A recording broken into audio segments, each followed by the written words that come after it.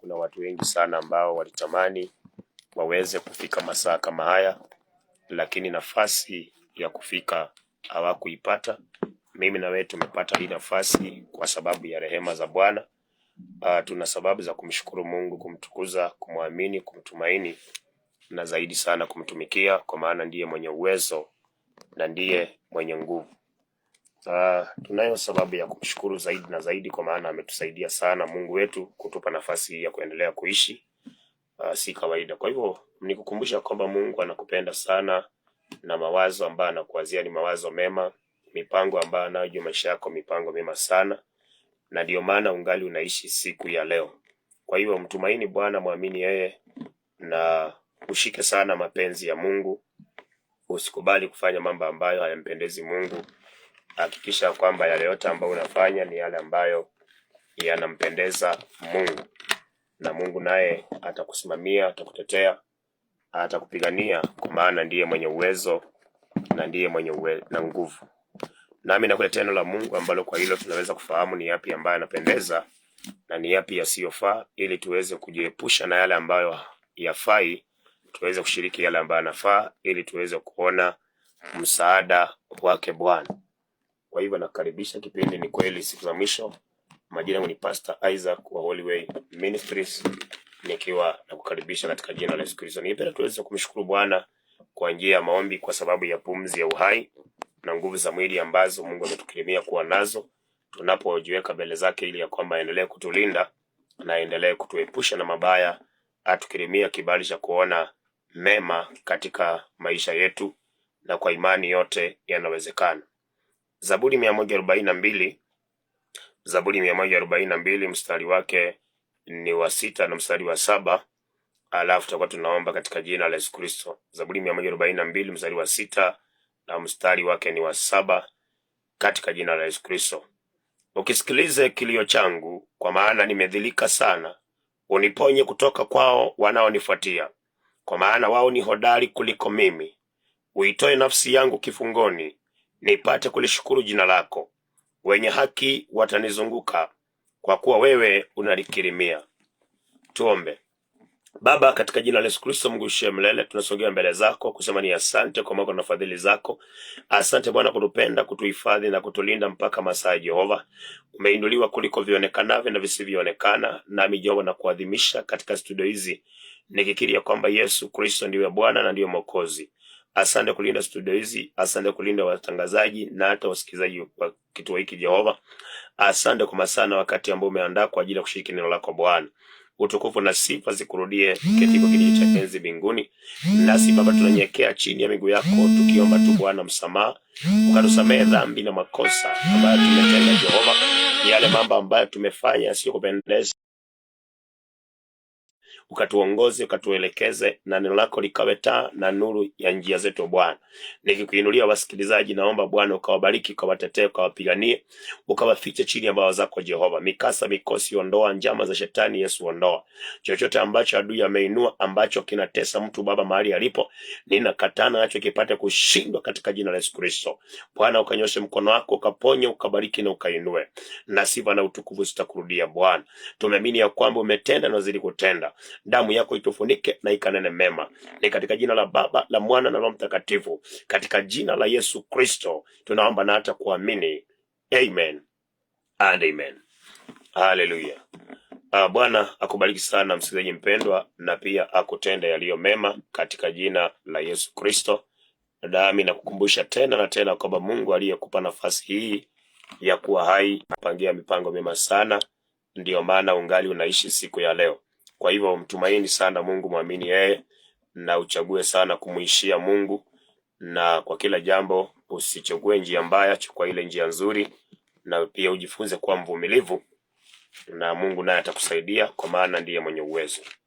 Naona muda wetu umesonga sana, kwa hivyo sitaenda kwa mambo mengi sana. Rudi katika somo letu kwamba maisha ni vita, life is a battle. Tungali katika hiyo somo. Mimi hapa nataka nikupe mafundisho tu ya neno la Mungu, uweze kulisikia la Mungu, lijue na ujue jinsi ninavyopaswa kuishi, ili ya kwamba sote tuweze kuona msaada wa Mungu. Kwa hivyo tunaangalia somo ambalo tumekuwa nalo kwa muda sasa, kwamba life is a battle and we meet to win. Maisha ni vita na tunastahili kuwa washindi. na neno la Mungu linatupa vipengele vya kuzingatia ili tuweze kushinda vita vya maisha haya, na ni kwamba tunapigana na falme, mamlaka na majeshi ya mapepo mabaya katika ulimwengu wa kiroho. Kwa hivyo maandiko yanatuambia kwamba kuna visilaha za Mungu ambazo tunafaa tuzitwae ili ya kwamba tuweze kupigana na tuweze kushinda. Kwa hivyo niko bado hapa kitabu cha Waefeso 6. Nataka tuendelee kusikiliza neno la Bwana. Niendelee kukufafanulia hizi silaha za Mungu ambazo tunafaa kuzitwaa ili ya kwamba tuweze kushinda vita ambavyo viko ndani ya maisha yetu. Na tukiwa po Waefeso 6, narudia tena mstari wa 11 ndio tuendelee vizuri. Waefeso 6:11 nasema, vaeni silaha zote za Mungu mpate kuweza kuzipinga ila za shetani, kwa maana kushindana kwetu si juu ya damu na nyama, bali ni juu ya falme na mamlaka na juu ya wakuu wa giza hili, juu ya majeshi wa pepo wabaya katika ulimwengu wa roho. Kwa sababu hiyo twaeni silaha zote za Mungu mpate kuweza kushindana siku ya uovu, na mkiisha kuyatimiza yote kusimama. Basi simameni mkiwa mmejifunga kweli viunoni na kuvaa dirii ya haki kifuani, na kama viatu vilivyofungiwa miguuni mwenu muwe tayari kutangaza injili ya amani. Tukafika mahala ambapo panaitwa kuvaa dirii ya haki kifuani, kuambia kwamba maisha haya ni vita, na wakati ambapo unaishi katika mambo ambayo yanakupata, lazima uwe mwangalifu sana usije ukachukua hatua mbaya. Maandiko yanasema kwamba ndio tuweze kushindana, tuweze kushinda na tusimame, tunastahili kuvaa dirii ya haki kifuani. Na nikakueleza kwamba dirii ya haki kifuani maanisha kwamba ni hatua ambayo utachukua katika maisha yako, unahakikisha kwamba ni hatua ambayo inampendeza Mungu. Unahakikisha kwamba ni hatua ambayo inastahili mbele za Bwana. Uamuzi ambao unachukua maisha, unahakikisha kwamba ni uamuzi ambao unapendeza Mungu. Hata kama yamekukuta mabaya, hata kama yamekukuta mambo magumu, unahakikisha kwamba ule uamuzi mtachukua ni ule uamuzi ambao unampendeza Mungu. Wakati unachukua uamuzi ambao unampendeza Mungu, hapo ndipo shetani anakosa nguvu ndani ya maisha yako, na hapo ndipo Mungu anapata nafasi ya kusaidia. Lakini kama utachukuliwa na mazingira, utachukuliwa na shida na matatizo, na uamue uamuzi mbaya, uchukue uamuzi mbaya, basi utakuwa mtu ambaye umempa nafasi shetani, na katika vita vya maisha wewe hautashinda bali utashindwa. Hata sasa nakusisitizia mtu wa Mungu, najua maisha yana vikwazo, maisha yana matatizo ya hapa na pale, unakutana na watu hawa na wale, wengine wanakukwaza, wengine wanakutenda mema, lakini kwa yote mtu wa Mungu, maisha ni vita. Some things are spiritually staged. Mambo mengine ni ya kiroho, yamefanyika kiroho, ni kumanifestation tu katika mwili. Kwa hiyo ndio maana sikuwa mtu ambaye sitaruhusu chochote kinifanye nitende mabaya. Paulo anasema katika Warumi 12:22, anasema tusishindwe na ubaya, lakini tushinde ubaya kwa wema. Kwa hivyo hata kama kutatokea ubaya, ndio maana nimesema tuvae silaha za Mungu tuweze kushindana siku ya uovu, na tuweze kusimama, tuyatimize yote haya ambayo tunatajiwa, na tuonekane tumesimama mbele za Bwana kama watu wasio na mawaa, watu ambao hawana makosa. Ndipo Mungu naye atageuza yale mabaya kuwa mema. Mtu wa Mungu, nakusii msikilizaji mpendwa, najua unaweza kunapitia mambo, unaweza kunakosewa, umesingiziwa. Usichukue hatua mbaya, vaa dirii yake kifuani. Kama unachukua uamuzi, hakikisha kwamba ule uamuzi unampendeza Mungu. Kama unafanya jambo, unaondoka mahala, ondoka kwa njia ambayo inampendeza Mungu. Kama kuna mahala unaenda, make sure unaenda kufanya yale ambayo yanapendeza Mungu. Usitawaliwe na hasira na ukafanya mabaya. Usitawaliwe na kikwazo na ukafanya mabaya. Usitawaliwe na kosa na mtu fulani na uchukue hatua mbaya, kwa sababu vita vya maisha utakuwa umefeli. Maana wakati tuko na dhambi, Isaiah 59:1 anasema kwamba mkono wa Bwana sio mfupi na sikio lake sio nzito, lakini dhambi na makosa ndio kifarakanishi katikati yetu na Mungu. Kwa hivyo wakati tutachukua hatua mbaya kwa sababu ya jambo fulani, tumeufanya mkono wa Mungu umekuwa mfupi ndani ya maisha yetu. Tumefanya sikio la Mungu limekuwa zito ndani ya maisha yetu, na ndio maana utakuta kwamba tutakuwa tunataka sana tusaidike, lakini kwa sababu tulipokutana na uovu tulichukua hatua mbaya. Hatukuchukua hatua ya haki, tulichukua hatua ya dhambi, tulichukua hatua ya kukosea. Ndio utakuta kwamba Mungu angependa kutusaidia. Hosea 7:1 anasema, wakati wote nitakapo kumsaidia Israeli, ule uovu wa Samaria, dhambi ya Efraimu inainuka. Sasa wakati ambapo wewe unajikuta kwa shida fulani, unajikuta kwa hali fulani, kwa ugumu fulani, kwa mapito fulani, na unaamua uamuzi mbaya, unachukua hatua mbaya, basi wakati Mungu atakuwa anatamani kukusaidia, ule ubaya ulioushiriki utakuwa unainuka mbele za Bwana. Na hiyo unakuta kwamba tunaishi maisha delay. Watu wa Mungu, life is a battle. Mambo mengine usiyachukue vile unachukua mtu wa Mungu. Mambo mengine usiyaone kimwili unayenisikiliza. Hata watu wengine usiwaone kimwili. Maisha ni vita.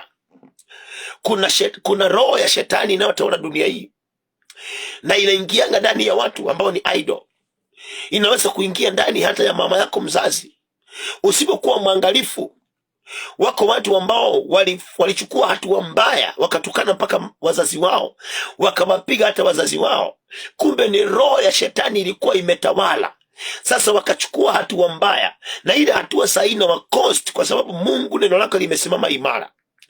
If you don't honor your father and your mother, there is no blessing you will receive. Hakuna baraka utapata. Haijalishi mzazi amefanya nini. You need to honor your father and mother in the Lord. Usichukue hatua mbaya kwa sababu kuna kitu kimefanyika. Inawezekana ni roho inafanya kazi. Watu wa Mungu, maisha ni vita. Wacha kuchukuanga uamuzi mbaya. Wacha kuchukuanga uamuzi usiofaa. Hakikisha kwamba unachukua uamuzi ambao unapendeza Mungu. Unachukua uamuzi ambao uko sawa sawa na mapenzi ya Mungu. Unachukua uamuzi ambao unafurahisha Mungu wako. Hata kama itakuwa ni njia gani. Mungu ni God is a restorer.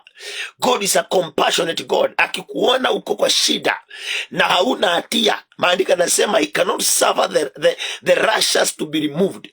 Mungu hawezi kuachilia mwenye haki asongezwe, hawezi. Akikuona uko kwa shida na hauna hatia, lazima atainuka kwa ajili yako, atasimama kwa ajili yako. Ni maneno ambayo Ayubu alikuwa anayasema. Nikusomea usikilize, mtu wa Mungu. Watu wa Mungu, maisha ni vita. Life is a battle. Fight like a winner. Stand like a conqueror.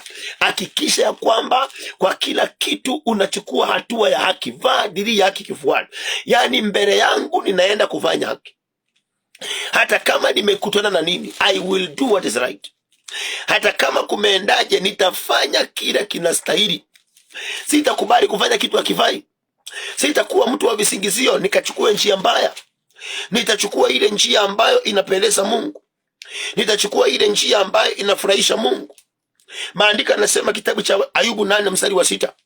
Anasema, ikiwa wewe usafi na mwelekevu, hakika yeye sasa angeamka kwa ajili yako na kuyafanya makazi ya haki yako kufanikiwa. Makazi ya haki.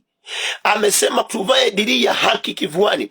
Hapa tunaambiwa Mungu angeinuka na afanye makazi, the righteous habitation, makazi ya haki yafanikiwe.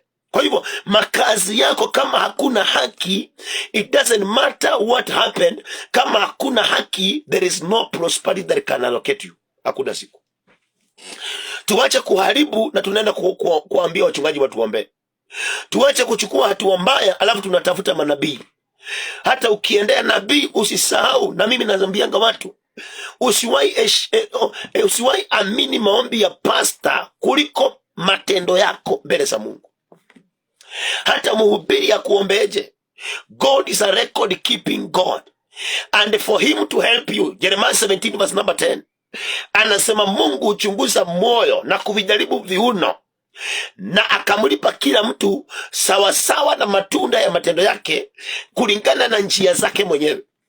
Kwa hivyo haijalishi ni pastor atakuombea, ni nabii, ni nani utapaka mafuta, lakini kama wewe ulishindwa na ubaya, ukachukua hatua mbaya, basi hakuna mafanikio utayaona. Na hata Mungu akiitwa hawezi kuinuka kwa ajili yako, kwa sababu mahali kuna dhambi, mahali kuna uchafu, mahali kuna uovu, Mungu huwa hakuji. Sasa atangojea usafishe makao yake, na ndio maana anasema kama tutakuwa safi na waelekevu. Yani hata kama mume wangu anaenda nje ya ndoa, mimi siwezi kwenda nje ya ndoa kwa sababu mwenzangu anaenda. Nitakuwa mwelekevu. Hata kama kuna shida imetokea, siwezi kuchukua hatua mbaya kwa sababu kuna shida. Remain kuwa msafi.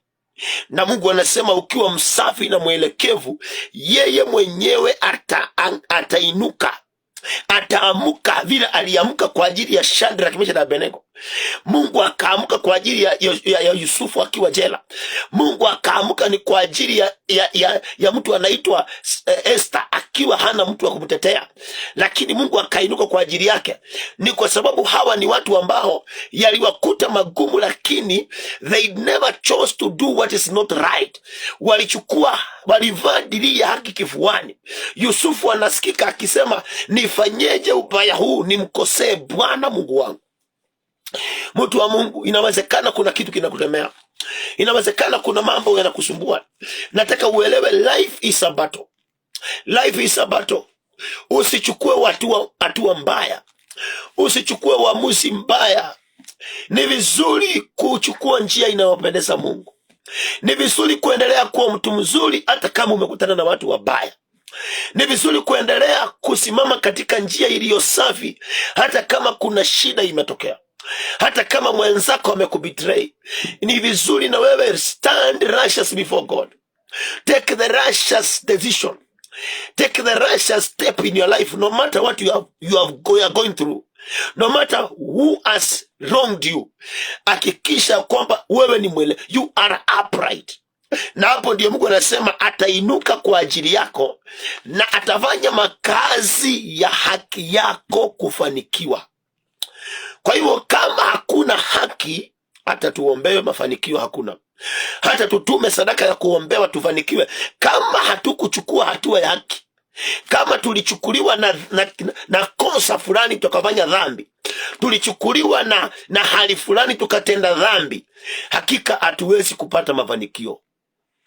Mtu wa Mungu unanisikiliza, inawezekana kuna mambo yamekufika kwenye koo, unasikia sasa hapa itabidi nichukue uamuzi mbaya. Life is a battle, mtu wa Mungu, na maisha ni kiroho sio kimwili. Usiangalie mambo physically na ukahukumu physically. Na ndio maana ni vizuri kuombea mambo yako, mtu wa Mungu. Ni vizuri kuenda kwa maombi. Ndio maana wakati Hezekia alisikia ametukanwa na barua imevika, maandika nasema Hezekia alikimbia kwa nyumba ya Mungu na akaambia mfanyikazi wake mmoja, kimbia kwa Isaia umwambie anikute hekaluni ninaomba. Hezekia hakuenda kutukanana na ule mtu alimtusi. Alielewa hii ni vita na hii ni mambo ya kiroho. Let me go to the Lord. Mtu wa Mungu, ni vizuri kuendanga pande ya Mungu. Ni vizuri kuendanga kwa Mungu.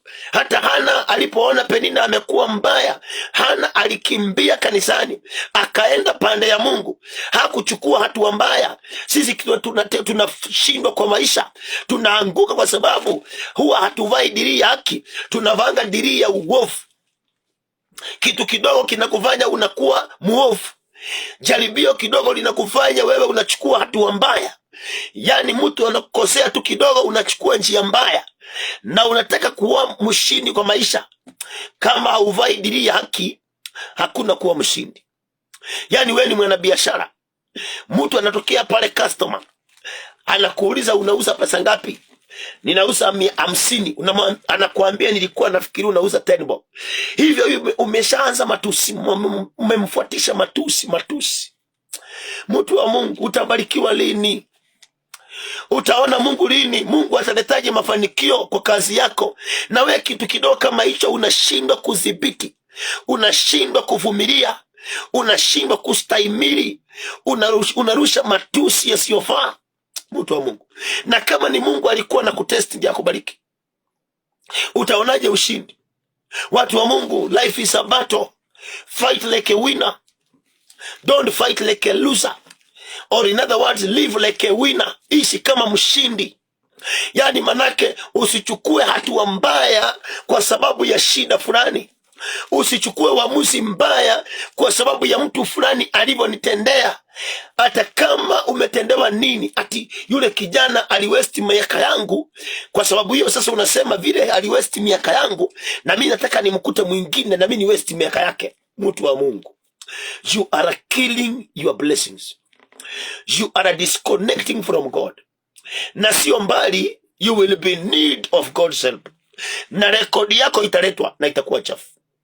Pasta watakuombea, watakudanganya utume sadaka, watakuombea, watakuuzia maji, lakini mbinguni kutakuwa na rekodi yako kwamba wewe ulishindwa na ubaya ukachukua njia mbaya. Na hakuna mtu aliyeshindwa anayepewa ushindi. Hakuna.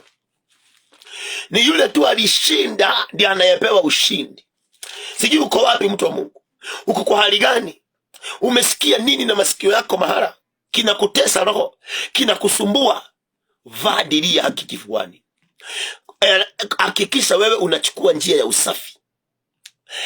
Hakikisha wewe unachukua njia ya uelekevu, the righteous way. Make sure kwamba makazi yako, mahala utakaa baada ya kuteseka, baada ya kuzingiziwa, baada ya kutukanwa, baada ya kupitia jambo fulani, mahali utakaa hakikisha hapa ni mahali pa haki. Ni mahala pa haki. Usiseme sasa nitamuharibia jina kwa sababu amenikosea. Mtu wa Mungu, Hana hakuharibia jina Penina. Hakumuharibia jina. Hakumuharibia jina. Mtu wa Mungu, maisha ni vita. Maisha ni vita. Unaweza kufikiria ni mtu anakutesa, kumbe ni roho imetumwa kutoka kwenye. Na imekuja hivi ikaisuka hivi ikakuta jirani yako akolusi, ikaingia ndani yake. Akaanza kisirani yake hapo. Na wewe ukakosa kujua ni kispiriti kinafanya kazi. Ukakuta umechukua uamuzi mbaya. Mwisho umechikuta mahali pabaya. Umechikuta katika mateso, vilio ambavyo Mungu hakukupangia. Mtu wa Mungu, usiharibu makazi yako kwa sababu ya mtu yeyote. Usiharibu tabia yako kwa sababu ya hali yoyote. Usiharibu mwenendo wako. Maandiko yanasema katika Wagalatia 6:9, anasema tusishindwe na ubaya, ama anasema tusichoke kutenda mema. Tusichoke kutenda mema, kwa sababu kwa wakati utakaofaa tutavuna kama hatutazimia mioyo. Yani kile kinatutesa, na ndio maana nimeamua kurudia hii, kile kinatutesa sisi, we are so quick to do what is not right. Tunakuanga na urahisi sana wa kutukanana, urahisi sana wa kukasirika, urahisi sana wa kuchukua hatua mbaya. Yani sisi tunakuanga na uwepesi sana. Tunachukuliwanga na mambo kama bendera. Yani tunachukuliwa hivyo tu, kama vile bendera inachukuliwanga na upepo. Hivyo ndio tunachukuliwanga na upepo wa kiasira. Tunachukua uamuzi mbaya. Upepo hata barabarani, mtu tu anakugonga kidogo, yani unachukuliwa na kimatusi, unamtukana. Hata simu tu, unapigiwa simu na mtu haongei na wewe unaongea, haongei na unaongea, mwisho matukano. Yani tunakuanga ni watu ambao there is no breastplate of righteousness with us. We have a breastplate of wickedness. Yani sisi hatujui kuchukua hatua nzuri. Tunajua kuchukua hatua mbaya, alafu tutamwambia Mungu ati Mungu wewe utuelewe. I want to tell you, when you make the wrong choice, God cannot understand you. When you take the wrong decision, God can never understand you. When you decide to be overtaken by wickedness and do what is not right, God can never pardon you. Hawezi. Maandiko nasema Proverbs 15:10, severe punishment is to them that forsake the way. Wale watu wanachanga njia wanapatanga severe punishment. Yani adhabu kali. Naye mtu anaitwa Petro akasema katika 2 Peter chapter 2:9, akasema Mungu anajua, 2 Peter chapter 2:9, Mungu anajua kuwaokoa wenye haki na majaribu. Wenye haki na majaribu. Inawezekana hata majaribu ulio ndani hauokolewi, kwa sababu wewe unaruhusu yale majaribu, yanakusababisha unafanya mabaya, yanakusababisha unaongea vibaya. Na ndio maana Mungu anashindwa kukuokoa, kwa sababu God is righteous. Unless we take the righteous decision, we can never see God fighting for us. Hatuwezi. Usidanganywe na mtu. Usidanganywe hata na nabii kwamba tuma hizi. Yani kama uchukui hatua ya uhaki, if you don't take a righteous decision, God can never fight for you. He can never. Na ndio maana amesema katika Ayubu, when you are righteous, wakati wewe umekuwa upright and umekuwa clean and upright, now God can now arise on your behalf. Anaweza kuinuka hivi kwa ajili yako, na akakuja akafanya makazi yako ya haki yakafanikiwa. Akamkuta Yusufu njela, yani hata baada ya kutupwa na ndugu zake na amekuja kusumbuliwa, hakuchukua uamuzi mbaya, amechukua uamuzi mwema. Hata kama unamtesa, Mungu akamkuta Yusufu gerezani, lakini ni mtu makazi yake ni ya haki. That is why he made him prosperous in the place where there was no prosperity. Mtu wa Mungu unanisikiliza, life is a battle. Fight like a winner. Live like a winner. Wacha kuishi kama mtu aliyeshindwa. Wacha kuchukuliwa na vitu vidogo vidogo unakuazika, unatukanana, unaongea vibaya, unaharibu, unachukua, unaingia kwa ulevi kwa sababu hati sijui mke wangu, sijui yani wewe unaingia kwa vitu. Mtu wa Mungu, kwa nini unamwachia shetani maisha yako? Why? Mbona unampa shetani nguvu na hana nguvu? Wapendwa, ni vizuri tuweze kuwa watu ambao tunaelewa ya kwamba life is a battle. Na mimi nataka nikuambie ukweli kabisa. Kama uko na mawazo ya kufanikiwa, kama uko na mawazo ya kuona Mungu, uko na mawazo ya kusimama katika ushindi, lazima ujipange sana, maana utayapitia makubwa. Na kama huko serious, utarudi nyuma, utachukua njia mbaya. Kama uko serious na haujui neno la Mungu, I tell you, utachukua njia mbaya. Yaani hilo ulijue. Wale wachungaji wanakudanganya hautateseka tena. Mimi nakwambia ukweli, kama wewe uko na mawazo ya kuona ushindi, uko na mawazo ya kusimama pande nzuri, uko na mawazo ya kufanikiwa, yani lazima uelewe utayapitia magumu. Yani vita vitakuwa vikali. Yani mambo yataenda kinyume na vile ulitaka. Watu wengine utawasaidia na wakukosee, kwa sababu shetani anataka kuua. Maana nasema they are the wells of the devil. Ni hila za shetani. Lengo lake kubwa ni wewe upatikane mbele za Mungu, you are unworthy. Ndio sasa kile kibali na ile baraka isiwahi patikana kwako. Lakini na ashukuriwe Mungu kwa mafundisho haya, ili ya kwamba ujielewe. Na kama ulikuwa umevika mahali umeamua kuchukua hatua mbaya, the Bible tells us that we are fighting, we are in a battle, so we should put on the armor of the Lord. And one of the weapon ni kwamba tunastahili kuvaa the breastplate of righteousness, ndiri ya haki kifuani. Yani maisha yangu hata kuendeje nitafanya haki, hata nikutane na nani nitafanya haki, hata nitendewe nini nitatenda haki. Nitachukua njia ya haki, nitachukua uamuzi wa haki, nitafanya mambo ya haki. Mahali nitakuwa najua hapa kuna haki, hakuna uovu umenizingira. Sio unasema kwa maana kazini wamenipa mshahara kidogo, bosi amekatalia pesa na mimi napita hivi naiba. I want to tell you, you have lost it.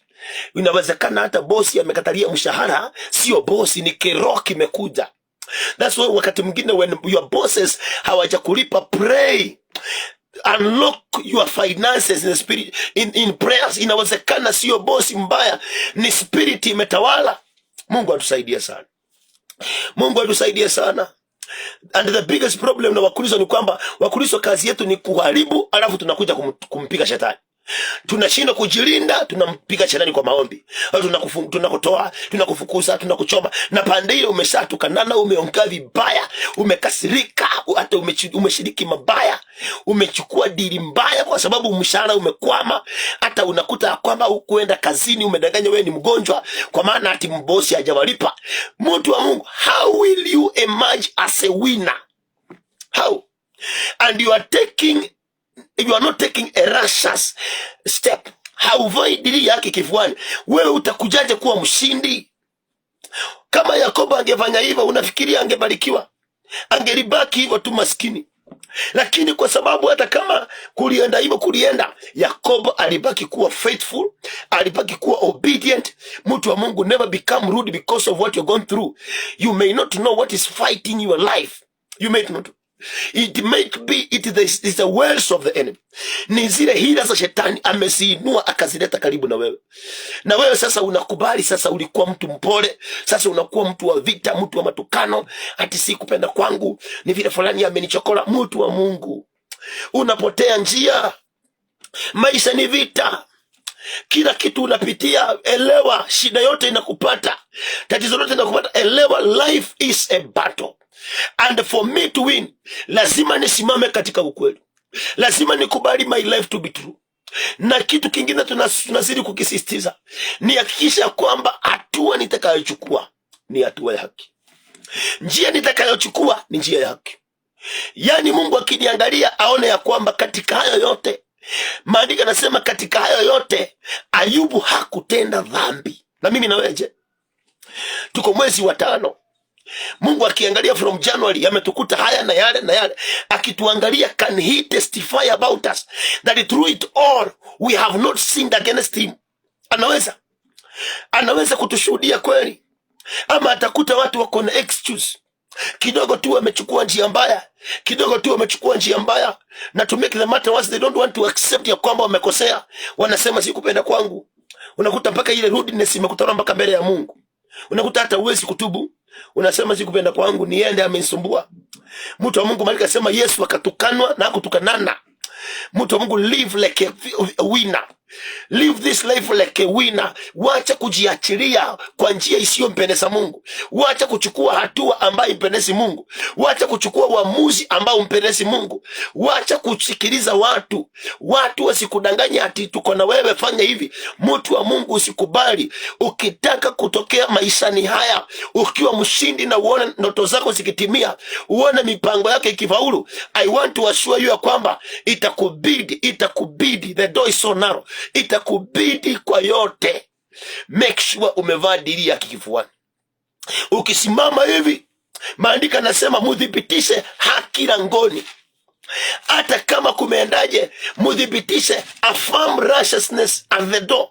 Yani ukisimama hivi kutoka, unahakisha kwamba kule ninaenda, I am not going to do what is not right. Siendi kufanya maovu. Kule ninaenda, hata kama nimekasirishwa, hata kama nimekwazwa, nimedhulumiwa, nimenyanyaswa, nimepitia mahali pabaya, nimekuta shida fulani, when I arise where I'm going to do what is right. Ninaenda kufanya kitu ambacho kinapendeza Mungu. Nataka nikuambie, kama tunaweza kuishi hivyo, hata hautatafuta manabii, hautatafuta waombezi, hautatafuta sijui nataka yani kuna mambo mengine watu wa Mungu libaza. Kuna mambo mengine shakata raboza. Kuna mambo mengine mtu wa Mungu, maandiko yanasema hata kabla hujaomba Mungu atakuwa amesikia. Kabla hujaomba atakuwa amesikia. Lakini shida ni kwamba sisi hatutaki kuvaa silaha za Mungu. Hatutaki. Tunataka tuishi ni excuses.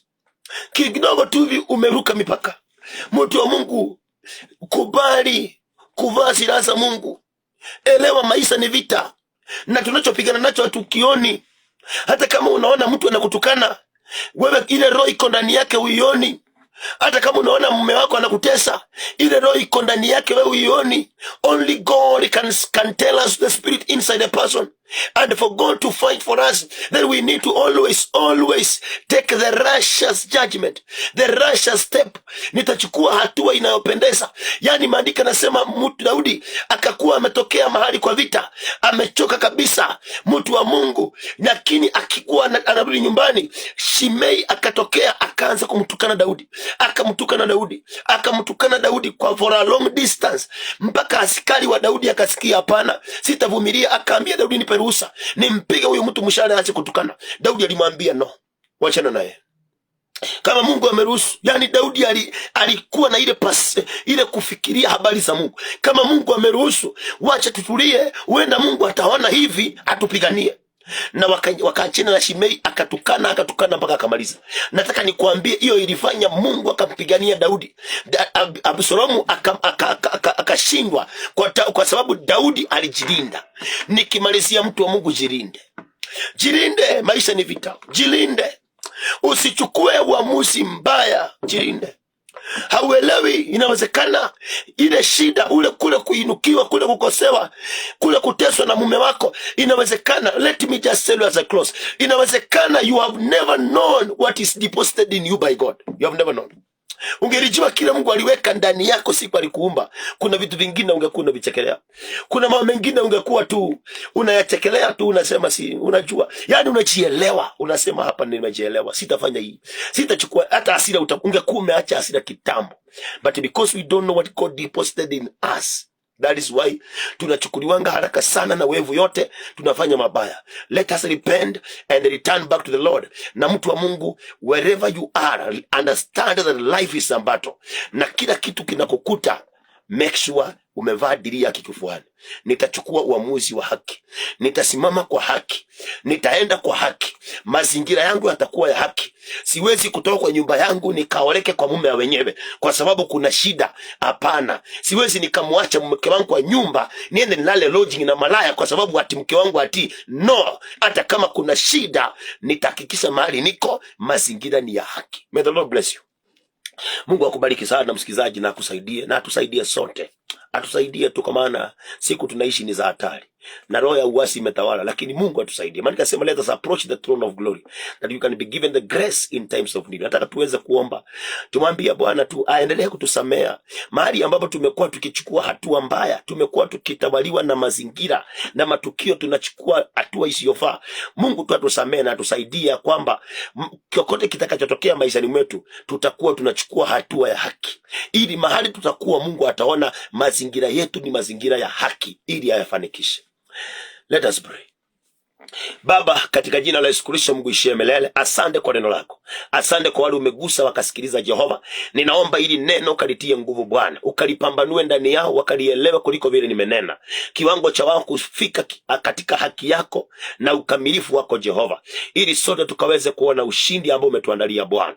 Tunakuomba tumsamaha Jehova, kwa maana sisi ni watu tumeshapita mipaka yako. Hatua nyingine tumechukua ni kwa ajili ya hasira, ni kwa ajili ya vikwazo, ni kwa ajili Bwana ya matatizo, ni kwa ajili ya watu. Baba, tunaomba utusamehe tu, ututakase na pia utubadilishe. Maneno haya yakawe hekima ndani yetu. That Lord, from today we will always put on the breastplate of righteousness.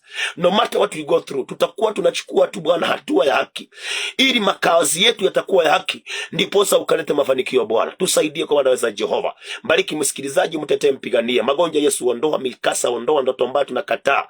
Maroho yote ya kunyonga watu na kuleta mateso, vilio, mahangaiko, kila misukumo ya wachawi na waganga tunakemea ipate kushindwa katika jina la Yesu. Damu yako itufunike na ikanene mema. Tamalaki hata katika studio hizi Bwana, ukazidi kutenda na sifa zitakurudia Jehova. Tumeamini, umesikia Jehova na umetenda. Mungu wa Ibrahimu, Isaka na Yakobo, kama vile uishivyo, mapenzi yako pekee yatimie sasa na hata milele. Katika jina la Baba, la Mwana na Roho Mtakatifu, katika jina la Yesu Kristo tunaomba na hata kuamini. Amen and amen. Hallelujah. Bwana wa amani akubariki sana msikizaji mpendwa. Majina ni Pastor Isaac, kanisa ni Holy Way Ministries. Tuko hapa Mkuru kwa Ruben. Namba ya simu kwa sababu ya muda, namba yangu ya simu ni 0117 12 64 84, 0117 12 64 84, au unaweza kutumia 0713 10 66 42, 0713 10 66 42. Kwenye mtandao wa kijamii ni Holy Way Kenya. Tutaonana wiki ijayo siku kama ya leo mahala hapa. Bwana akutunze na